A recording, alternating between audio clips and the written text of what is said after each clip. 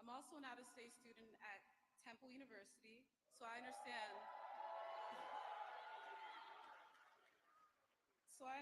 the plight of having to finance higher education.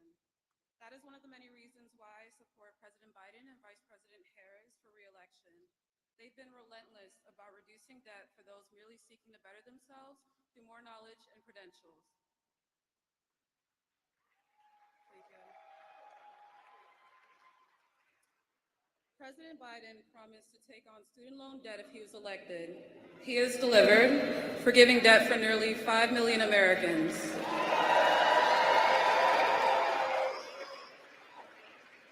My support for the Biden-Harris administration is based on his commitment to equity, expanding health care, providing student debt relief, and reforming immigration policies. My support for President Biden and Vice President Harris comes from the fact that they're fighting for people like me each and every day and those who look like me. They understand the power of the Black vote.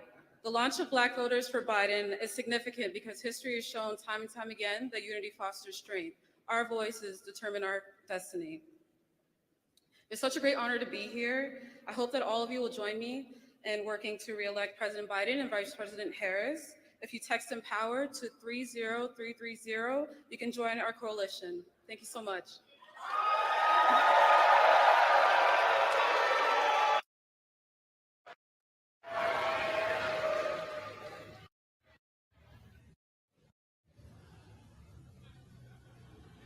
Ladies and gentlemen, please welcome the owner of Pleasant Enterprises, Robert Nix.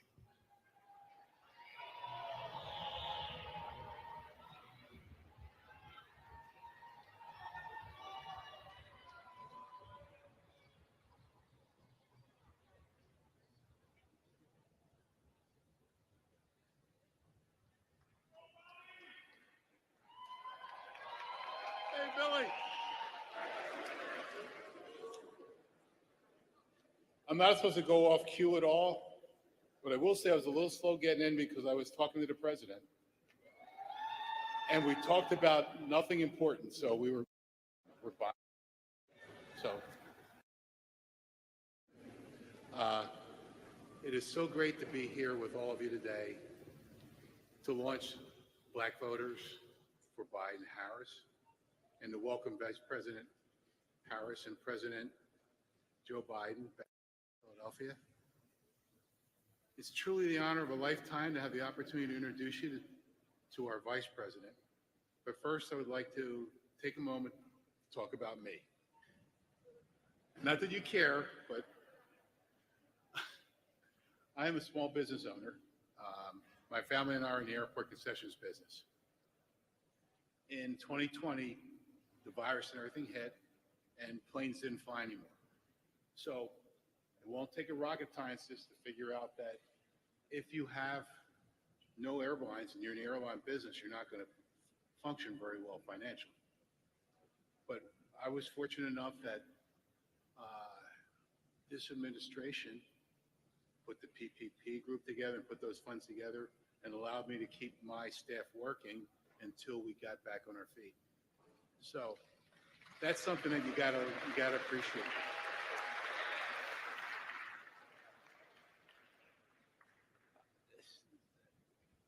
If it weren't for the President Biden and Vice President Harris fighting for small business through the pandemic after period times, we would have been all out of business, probably like a lot of people did.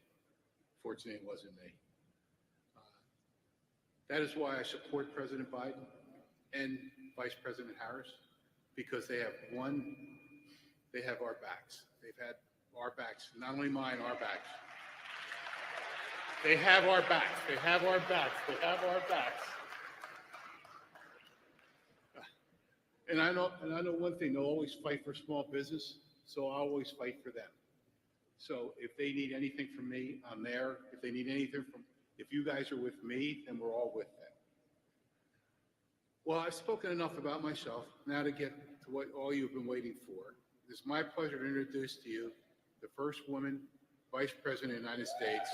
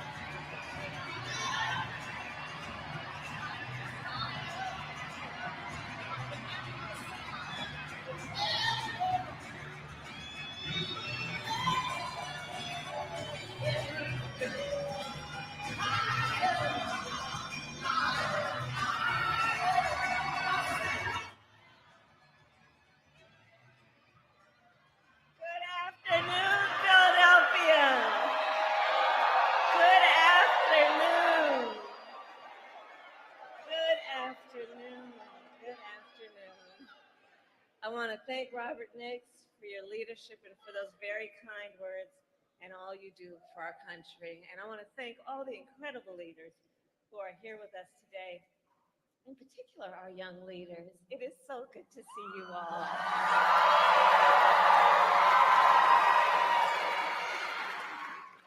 I also want to thank the members of the Congressional Black Caucus who are with us this afternoon. And everyone else, thank you for being here. So in 2020, Black voters in Philadelphia and across our nation helped President Biden and me win the White House. Yes, you did. And in 2024, with your voice and your power, we will win again.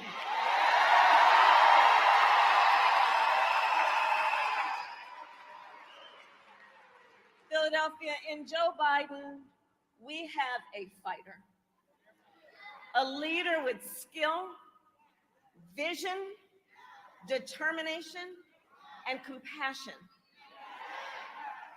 A leader who keeps his promises. As a candidate for president, Joe Biden gave his word that we would fight to address some of the biggest issues facing the Black community, and we have delivered.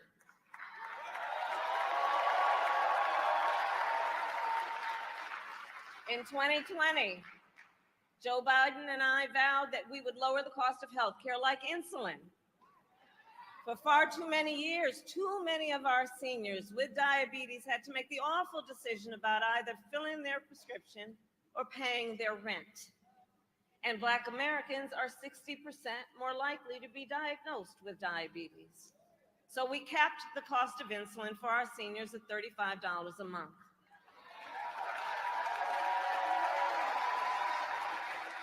And under Joe Biden's leadership, finally, we took on Big Pharma and finally gave Medicare the power to negotiate drug prices.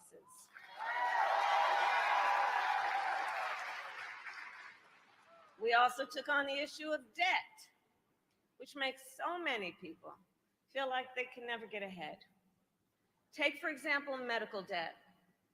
We are now making it so medical debt can no longer be included on your credit score.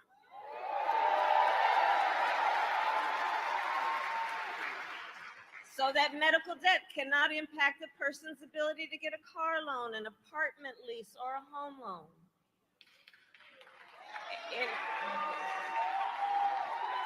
In 2020, we promised to forgive student loan debt.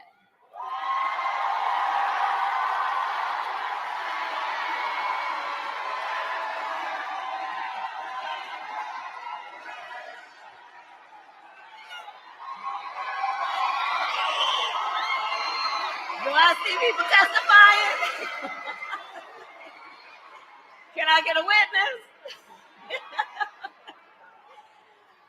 And I'll tell you, I have a unique position as vice president to spend a lot of time with our president. And on this subject, I remember sitting in the Oval Office with our president, Joe Biden, shortly after the United States Supreme Court struck down our initial plan to forgive billions of dollars in student loan debt. A different leader, a different kind of leader, would have thrown in the towel. Not Joe Biden. Not Joe Biden. And I'm going to tell you what he said that day. This is not over. So we kept fighting. And so far, we have forgiven over $165 billion in student loan debt for over 5 million Americans. On average, more than $30,000 per person and $70,000 for our public servants like nurses, firefighters, and teachers. In 2020, we promised to take on the issue of the epidemic of gun violence, knowing that today in America, Gun violence is the #1 cause of the death of the children of America. Not car accidents, not cancer, gun violence. We took on the issue knowing Black Americans are 10 times as likely to be the victim of gun homicide. And I'll tell you, I have personally held too many hands of mothers and fathers as I attempted to comfort them after their child was killed by gun violence. So to address this crisis, under the president's leadership, we passed the first major gun safety law in nearly 30 years. A bipartisan law to strengthen background checks. And again, I sat in the Oval Office with the president, where he sat down with Democrats and Republicans and appealed to their better selves. And that's why, for the first time in 30 years, it happened as a bipartisan deal. We created the first White House Office of Gun Violence Prevention, which I lead, and has now invested $1 billion to hire mental health counselors in public schools to help heal the mental trauma of gun violence. And Philadelphia, in all of our work, the president has been guided by a fundamental belief. We work for you, the American people, not the special interests, not the billionaires or the big corporations, but the people. And in November, all the victories we have won and everything we fight for every day is on the line. You know, Donald Trump once asked Black Americans, I'm going to quote, excuse the language, "What the hell do you have to lose from a Trump presidency?" And sadly, we all know too well, when he was president, Donald Trump tried over and over to get rid of the Affordable Care Act and to take health care then from millions of Black Americans. Year after year, he proposed cuts to Social Security and Medicare so that so many of our seniors would be deprived on what they rely on to live with dignity. And then he handpicked 3 members of the United States Supreme Court, the Court of Thurgood, with the intention that they would overturn Roe v. Wade, and as he intended, they did. And today, 1 in 3 women and more than half of Black women of reproductive age live in a state with an abortion ban, a Trump abortion ban. And if he wins a second term, I promise you he's going to go even further. So all of this is to say, who sits in the White House matters. It matters.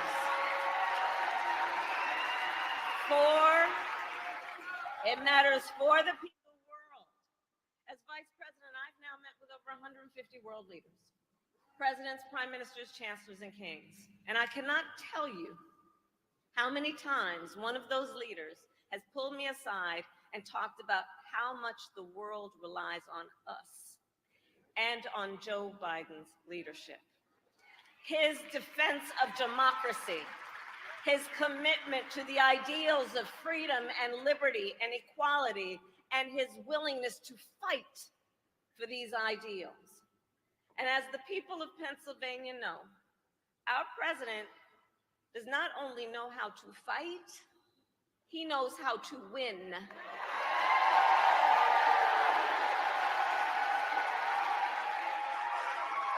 We beat Donald Trump once, and we're going to beat him again. And now it is my honor to introduce our president, Joe Biden.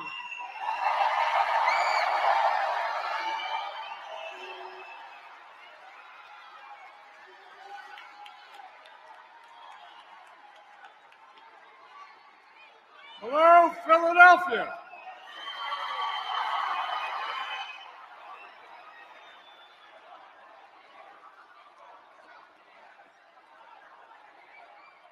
Thank you.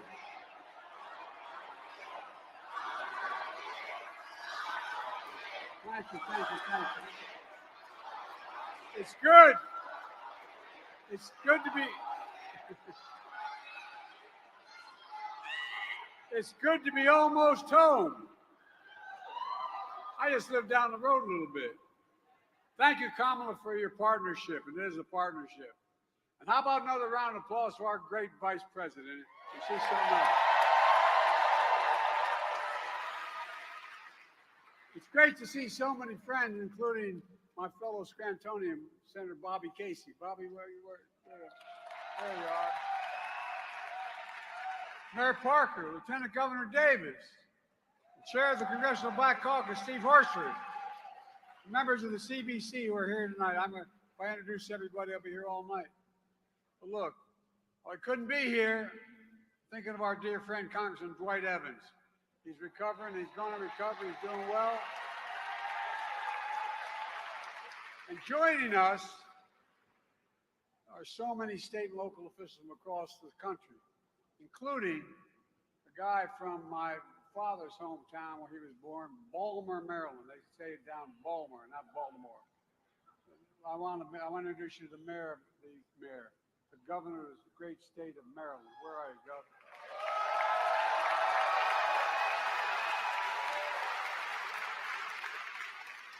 In case you haven't noticed, he looks like he can still play, too. It's great to be with you, Gov. Civil rights and community leaders from all across the country. Folks, if anyone wonders whether their vote matters, remember this. Because Black America voted in 2020, please have a seat if you can. Have a seat. Because Black Americans voted, Kamala and I are President and Vice President of the United States because of you. That's not hyperbole. Because you voted, Donald Trump is defeated former president. And with your vote in 2024, we're going to make Donald Trump a loser again.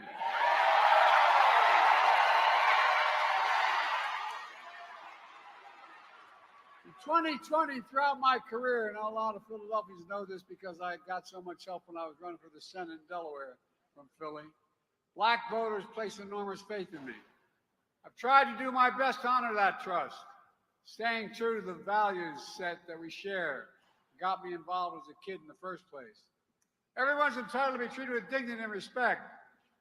Faith and family are everything, and we leave no one behind. Folks,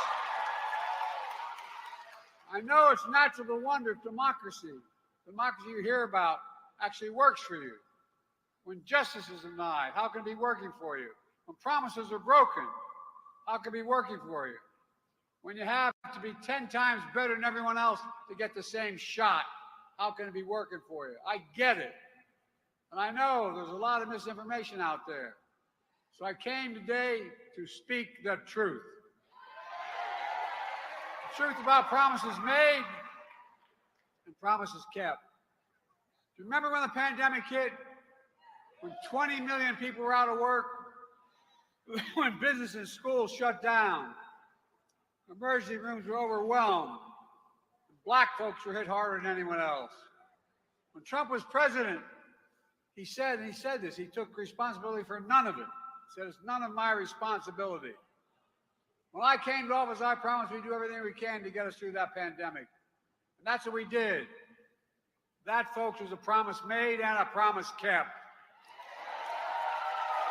I promised to put racial equality at the center of everything I do, because I vowed I would have an administration that looked like America.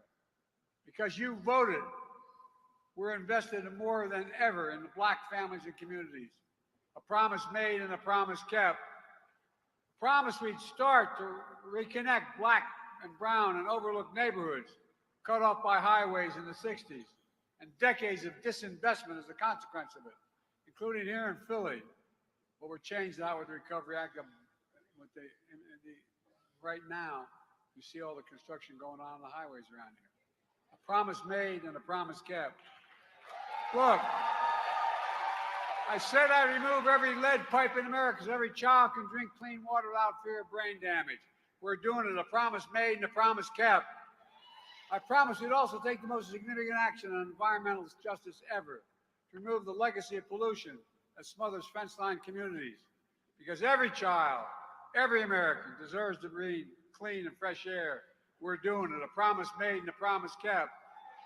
I promise to access affordable high-speed internet, because now internet is just as important as it was in the days of Franklin Roosevelt, electricity was generations ago.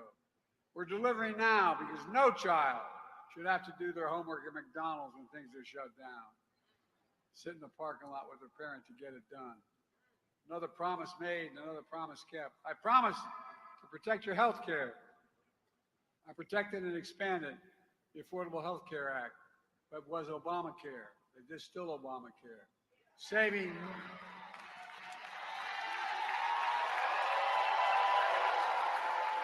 Saving millions of Americans an additional $800 a year in premiums.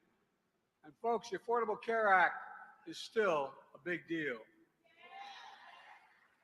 As Kamala just explained, senators debated this, but we finally got it done.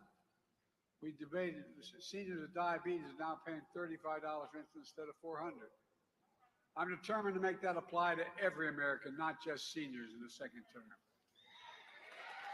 We're capping the bill we've already passed. We cap total out-of-pocket costs for drugs for seniors beginning next year at $2,000 a year total, including cancer drugs that cost $10,000, $12,000, $14,000 a year. You pay no more than $2,000 a year. Promise made and promise kept. And by the way, not only saves people money, it saves the taxpayers, guess what? $160 billion cut in the deficit because Medicare doesn't have to pay those exorbitant prices. Folks, one of the reasons I got started and won the first time and subsequent times in Delaware is because of the best HBCU in America, Delaware State.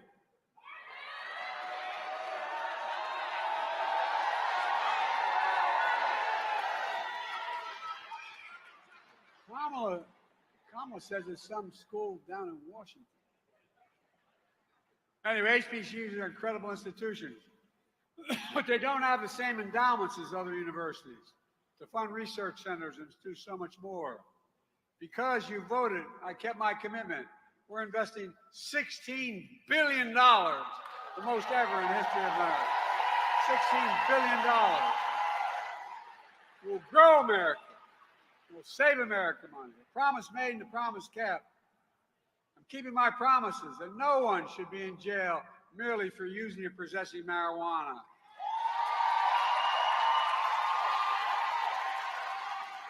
I pardoned thousands of people incarcerated for mere possession of marijuana. Thousands. A promise made and a promise kept, and for the record should be expunged as well, I might add. Folks, it wasn't easy to get a lot of this done. In fact, obstacles every step of the way we faced. For example, Senate Republicans blocked the George Floyd Justice and Policing Act, but didn't stop me from signing a historic executive order requiring key elements of that bill for federal enforcement. That is, banning chokeholds, greatly restricting no-knock warrants, creating databases for police misconduct, and so much more. But we're still, and we did it with the support of George Bush's family, and we're going to finally get it all done. A promise made and a promise kept. I promised we'd beat the NRA, and we did. As Kamala mentioned, I signed the most significant gun safety law in nearly 30 years. A promise made and a promise kept. And by the way, I'm going to go back and once again ban assault weapons in America. I did it once. We'll do it again. Supreme Court blocked me from relieving student debt, but they didn't stop me. So far, I've relieved student debt for nearly 5 million Americans. A significant number are black borrowers. So you can chase your dreams, start a family, buy your first home, start a business, and so much more. And guess what? It grows the economy. It strengthens the economy. I'm going to keep it going. Promise made is a promise kept. And we're speaking of the courts. because you voted, I was able to keep my commitment to appoint the first black woman on the United States Supreme Court. Justice Ketanji Brown Jackson.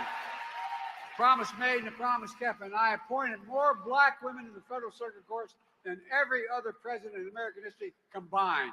Every single president combined.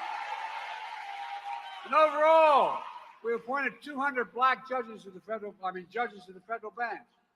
And guess what? The next president, they're going to be able to appoint a couple justices, and I'll be damned if they're not going to. Look, if in fact we're able to change some of the justices when they retire and put in really progressive judges, like we've always had, tell me that won't change your life when Trump justices are already cutting voting rights, overturning Roe, decimating affirmative action, and so much more. We're going to let that happen? We can't. No, we really can't. Now let's talk about Trump's MAGA lies. I don't have an hour, but we'll get us sorted. Trump takes credit for sending all the pandemic relief checks alone. It's a lie. Truth is, the Congressional Black Caucus got that money passed. And when Kamala came to office with the help of the CBC, passed legislation delivered more checks in the pockets of millions of Americans, including black Americans. $1,400 checks from the American Rescue Plan we passed. And then $300 a month per child, per family through the child tax credit, which cut child poverty in half for black families. And I'm going to get it reinstated in the second term. Folks, Trump continues to lie by saying black unemployment was at a record low on his watch. The fact is, record low unemployment happened on my watch. I'm going to keep it going.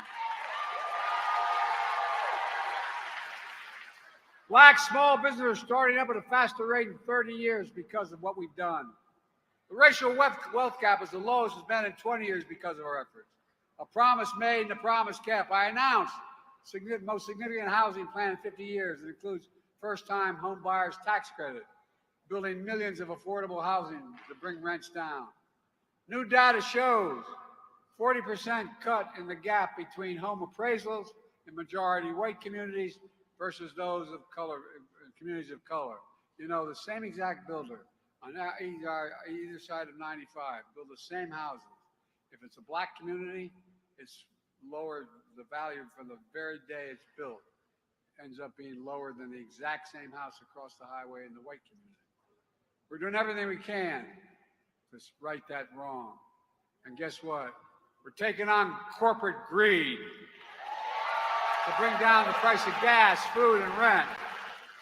Eliminating junk fees. Instead of getting charged $35 for an overdraft, it's $3 now, not $35. The bottom line is we're investing more in black Americans than any previous administration in history has. We're opening more doors for economic opportunity, including access to capital, entrepreneurship, workforce training, so you can build a life of financial freedom and create generational wealth, all while being the providers and leaders of your families and community. Another promise made and a promise kept. We're just getting started. The second term, we want to keep it going to level the playing field by making the wealthy begin to pay their fair tax.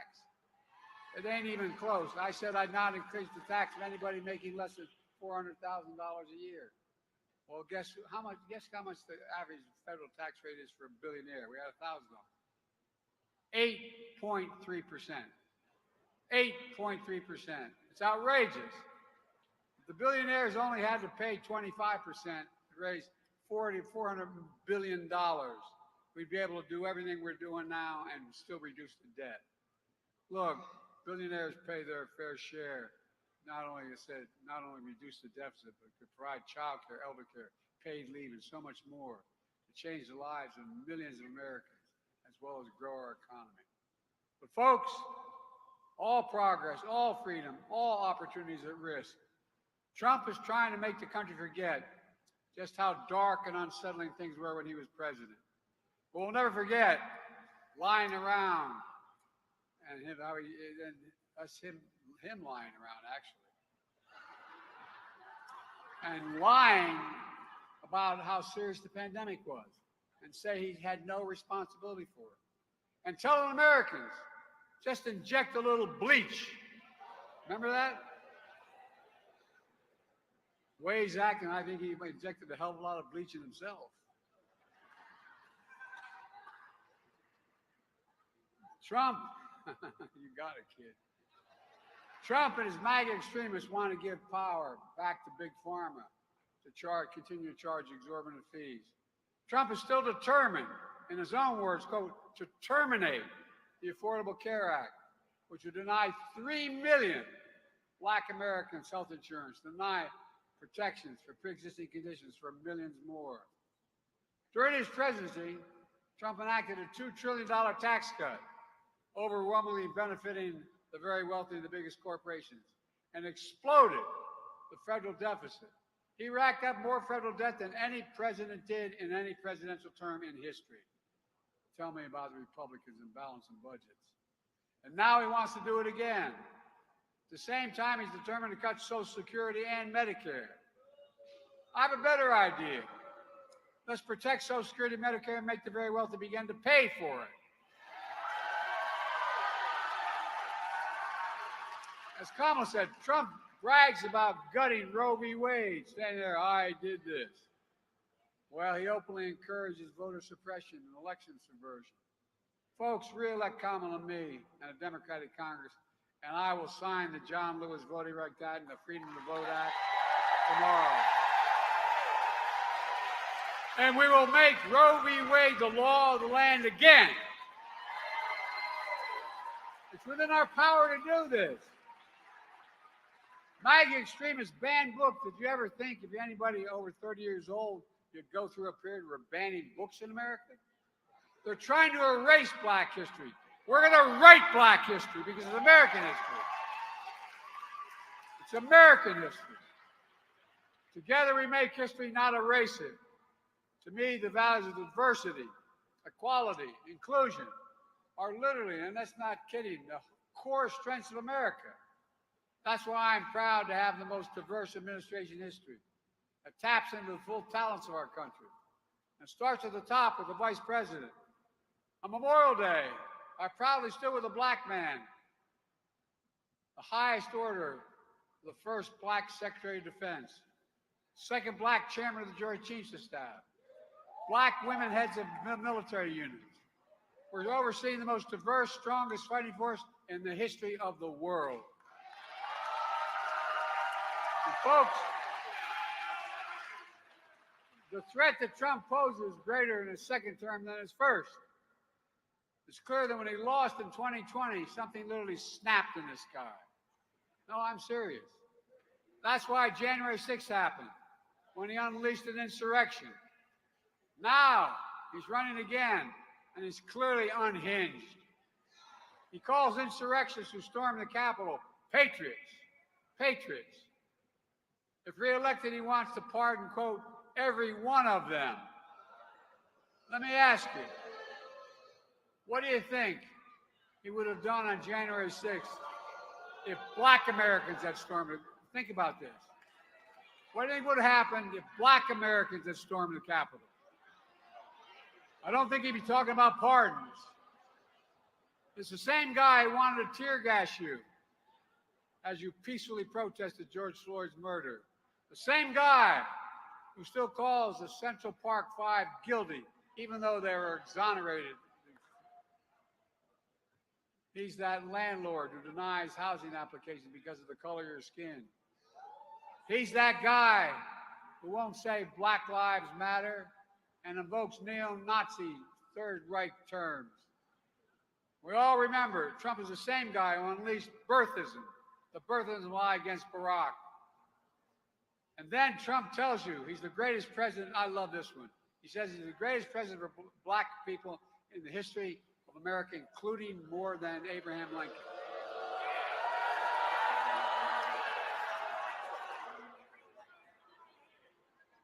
I mean, can you fathom that? Where in the hell?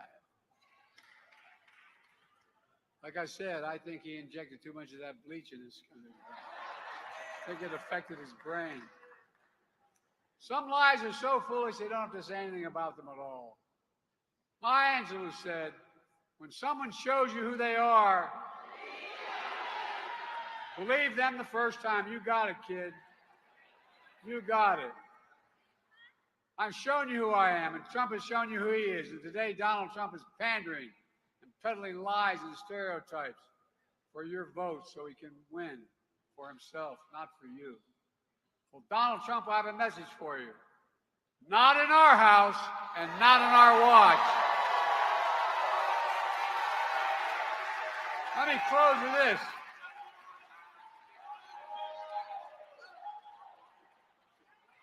Let me close with this. Folks, I know we have a lot more to do. When the full promise of America is not available to every person in this country, regardless of race, we've got work to do. But let's not lose sight of how far we've come. And the reason is you. The stakes in this election couldn't be higher. What's at stake is nothing less than the fundamental ideal of America defines America, that we're all created equal, endowed by our Creator with certain inalienable rights, and should be treated that way throughout our lives.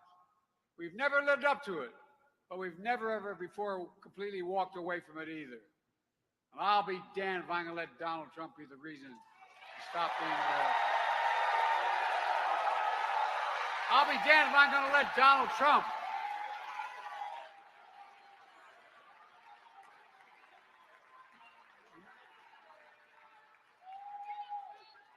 I'm not going to let Donald Trump turn America into a place that doesn't believe in honesty, decency, and treating people with respect. And I'll be damned if I'm going to let Donald Trump turn America into a place filled with anger and resentment and hate. Folks, America has always been a place where we've worked toward more perfect union, where those who were excluded in the past are included in the promise of the country today. I still believe that. I'm still optimistic, but I need you. So my question for you is simple, a simple one. Are you with me?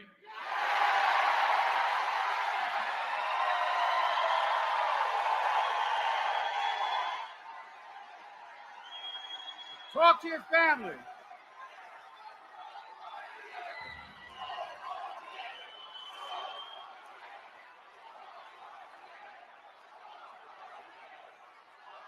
Spread the word.